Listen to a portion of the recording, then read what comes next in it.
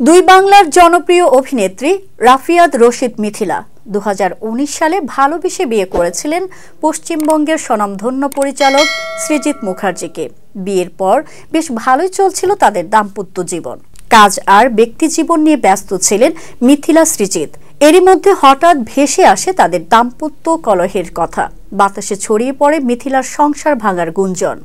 বিয়ের পর মেয়ে আয়রাকে নিয়ে বছরখানেক কলকাতাতে থিতু হয়েছিলেন বাংলাদেশি অভিনেত্রী, কিন্তু সেসব এখন অতীত।